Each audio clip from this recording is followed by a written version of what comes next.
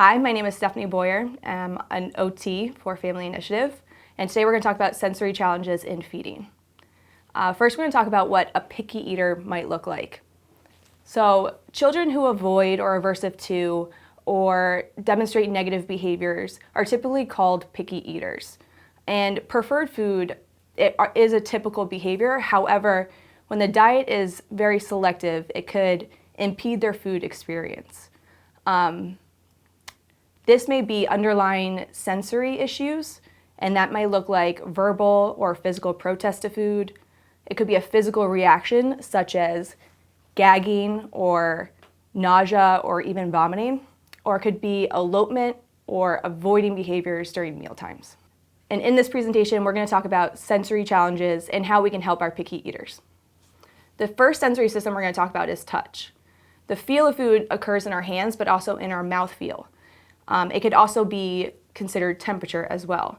And we can describe the feel of something as texture. So typically we have our textures such as purees or mashed foods or solids, ground or chopped. But we also need to consider how food is felt in other ways. We can also describe food as rubbery or grainy. And we also need to consider that when we're talking about how a food might feel to a child. And some children also need food to be at a preferred temperature. I've had some children that require food to be microwaved for exactly 30 seconds, while other food needs to be put into the freezer afterwards so that it cools down. So we need to consider temperature when we're talking about how a food might feel. The feel of food affects our experience with food. So if a child cannot tolerate how a food feels in their hands, they're not going to eat this food. They're not going to tolerate trying the food to begin with. The next sensory system we're going to talk about is sight. The vision of food gives us information of how the texture is going to feel, and then mixed with prior knowledge lets us know how the food is going to taste and whether or not we are going to enjoy it. Sometimes our expectation does not meet up with our realities of what food is going to taste like. A good example of this would be an apple. If we have been exposed to red apples, we know that the flavor profile is very sweet. But if someone presents a green apple to us and then we take a bite of the green apple, we're going to experience sour. So our experience or our expectation of what an apple should be is now altered because we've had a different experience with an apple. And that can impede the way that children perceive food. Next, we're going to talk about smell. The smell of something helps us form our expectations of what the food is going to taste like. When we're talking about smell, we have our far smells and we have our near smells. The far smell is the smell of our surrounding environment. So consider the flavor profiles or the smell profiles that are going to be at your home. If you cook primarily Italian food, you're going to have Italian, garlic, oregano, very bold smells in your home. If a child cannot tolerate that smell as a far smell, they're going to have a hard time tolerating that as a near smell. A near smell is the actual exhalation of breath while you're chewing. So it's actually in your oral nasal cavity.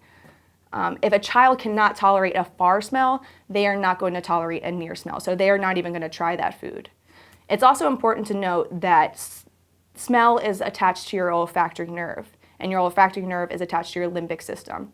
Your limbic system regulates your emotion. It also harbors your memories. So if a child has had a traumatic experience with smell and association with taste, then they're going to have a hard time moving forward in experiencing new food. So if a child has had a traumatic experience where they've had something rotten or something spoiled, they're going to have a hard time trying new foods because of those internal memories that are in your limbic system. Next, we're going to talk about sound.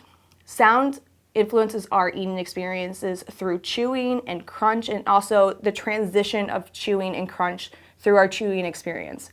So if you were to bite into an apple, you would get an initial crunch, and then through your chewing experience, that crunch would decrease.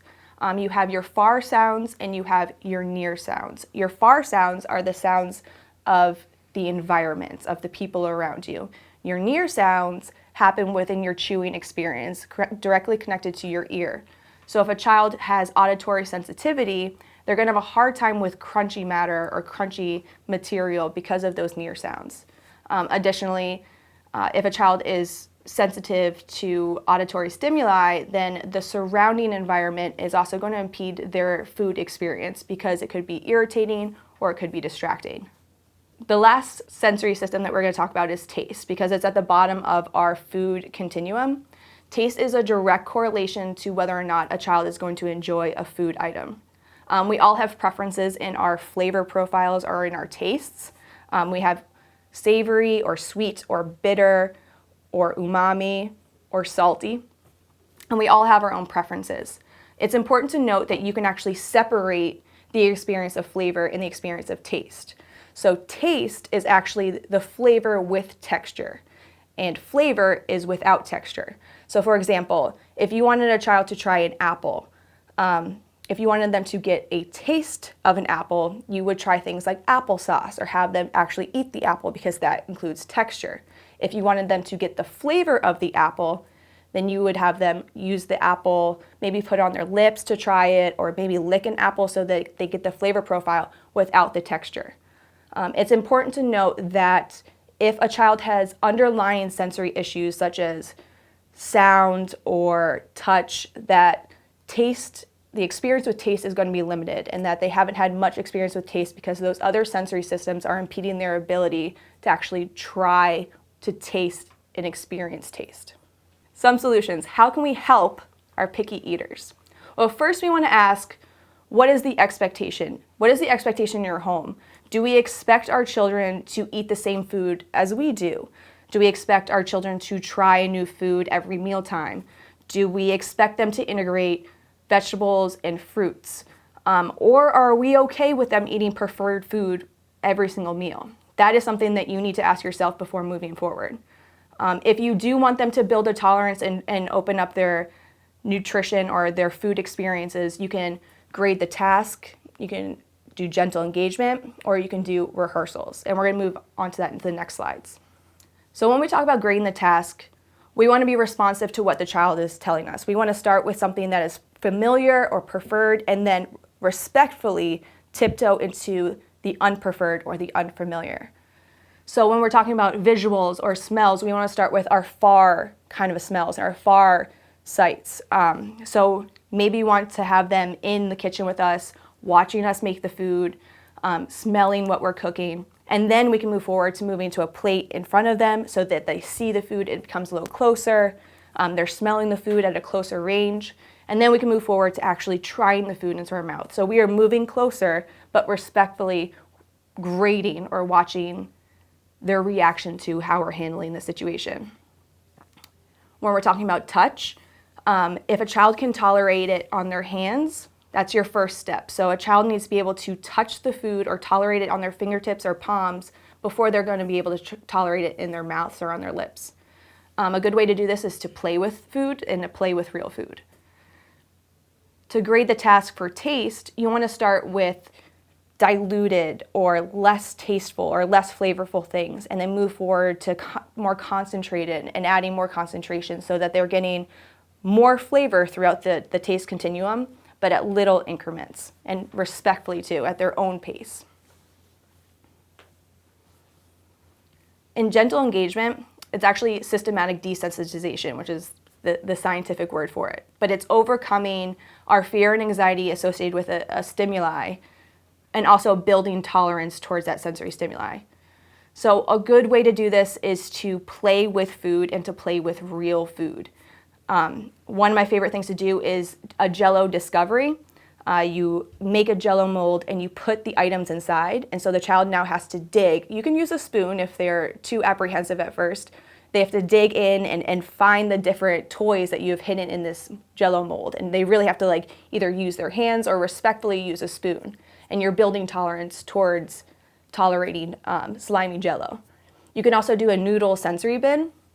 They have dry noodle sensory bins to start off, but then you can also use cooked noodles. So now they have to play with cooked noodles, get the slimy stuff all over their fingers, try to find different items in the sensory bin.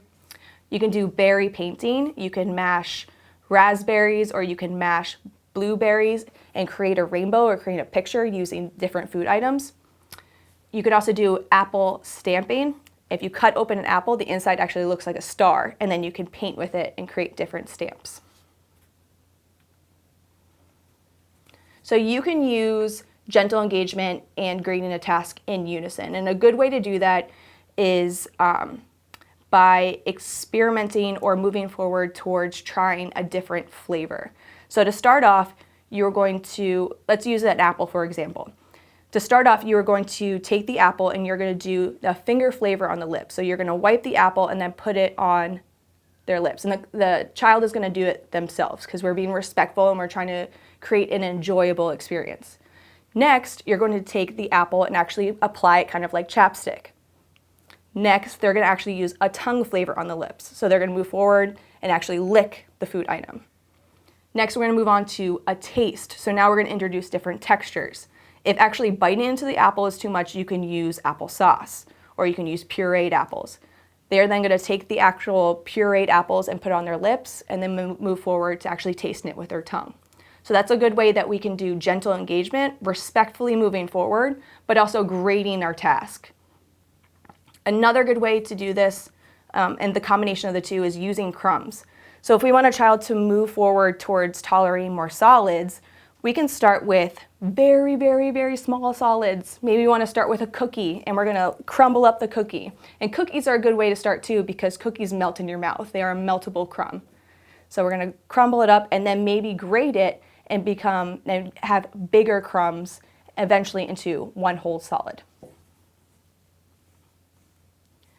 Next, you could do rehearsals. So rehearsals are a practice to an introduction to an activity. So we're not actually introducing an activity, we are practicing before we actually introduce it. So for example, if we want to rehearse mealtime, or we want to rehearse tolerating a food, we can have a child sit with us while we're creating our food, while we're meal prepping. And so they're watching how we all eat or interact or create our food. A good way for a sound to be a rehearsal is to hear how a food crunches. So they are not actually having to crunch it, but they are hearing how the crunch actually happens. A good way to do a rehearsal for a smell is to smell it from a distance. So again, meal prepping in your home and having your child be a part of the meal preparation. And feeling rehearsal could be feeling the food before you actually try it. Again, we want to move from the fingertips to the lips to the mouth. So feeling the food before actually ingesting it really helps our children build a tolerance and decrease anxiety. So if your child presents with any of these sensory sensitivities, especially with food, it's very important that you consult your primary care physician, your pediatrician, your occupational therapist, or your speech and language pathologist. And if you have any further questions, you can contact me at sboyer@fi-florida.org. Thank you.